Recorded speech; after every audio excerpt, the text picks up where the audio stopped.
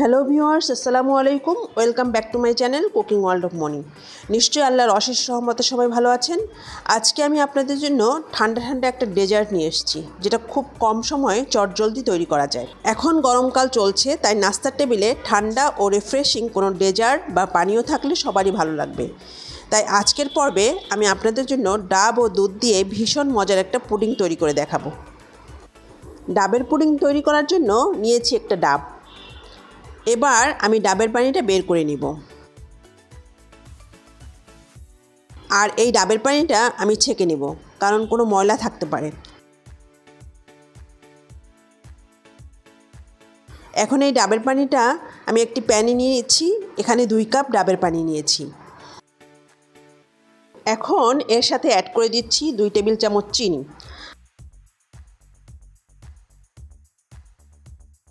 আর দিচ্ছি 1.5 চা চামচ আগার আগার পাউডার। এখন এই সব কিছু আমি চুলায় দেওয়ার আগেই মিশিয়ে নিচ্ছি। বেসিক্যালি আমি ঠান্ডা অবস্থায় মিশাচ্ছি, কারণ আগার আগার পাউডারটা গরম অবস্থায় সাথে সাথেই লাম্পস ক্রিয়েট হতে পারে। এবার আমি প্যানটা চুলায় দিয়ে অনবরত নেড়েচেড়ে ফুটিয়ে নিব। আপনারা চাইলে এখানে আগার আগার পাউডারের পরিবর্তে চায়না গ্রাসও ইউজ করতে পারেন। খুব ভালোভাবে বলক চলে আসছে, এবার আমি এটাকে নামিয়ে নিব। আগার আগার পাউডার বা চায়না গ্রাস মূলত যে কোনো লিকুইড জিনিসকে জমানোর জন্য ইউজ করা হয়। এবার আমি এটা একটা ফ্ল্যাট সার্ভিং ডিশে ঢেলে নিচ্ছি। এখন এটা একপাশে রেখে দিব 20 মিনিটের মতো। অন্যদিকে আমি দুধটাকে রেডি করে নিব। একটি প্যানে নিয়ে নিচ্ছি 3 কাপ লিকুইড দুধ। চিনি দিয়ে দিচ্ছি 3 টেবিল চামচ। অবশ্য চিনিটা যার যার টেস্ট অনুযায়ী বাড়িয়ে কমিয়ে দেওয়া যাবে। দিয়ে দিচ্ছি 2.5 চা চামচ আগার আগার পাউডার।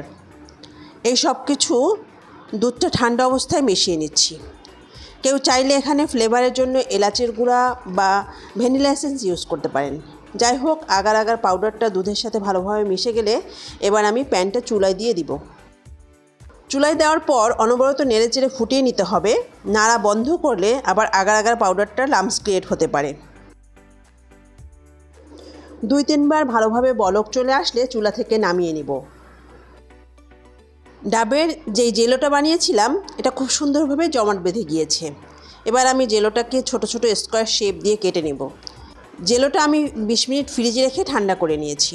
অবশ্য ফ্রিজে না রাখলেও কিন্তু এটা জমাট বাঁধবে। এখন যেহেতু গরম, তাই একটু ঠান্ডা হওয়ার জন্য আমি ফ্রিজে রেখেছিলাম।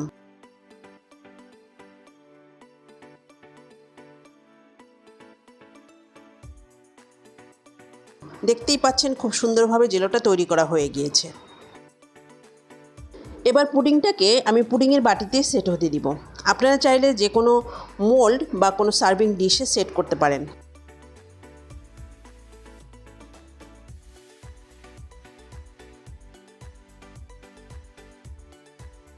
যাই হোক, জেলোগুলো আমি পুডিংয়ের বাটিতে ঢেলে নিলাম। এবার যে দুধটা রেডি করেছিলাম, সেই দুধটা এখানে দিয়ে দিচ্ছি, তবে দুধটা ঠান্ডা করে ফেলা যাবে না। নেড়েচেড়ে জেলোগুলো একটু উপর নিচ করে দিচ্ছি, আর এই বাটিটাকে এক সাইডে রেখে দিব আধা ঘন্টার জন্য।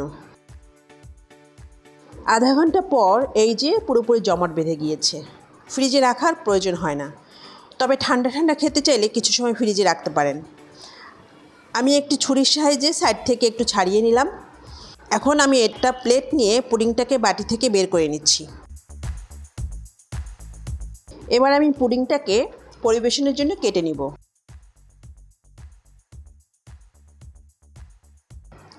দেখে নিশ্চয়ই বোঝা যাচ্ছে পুডিংটা কত সফট হয়েছে। দেখে নিশ্চয়ই বুঝতে পারলেন ডাব ও দুধের মিশ্রিত এই পুডিংটা বানানো কতটা সহজ, খেতেও অনেক মজাদার।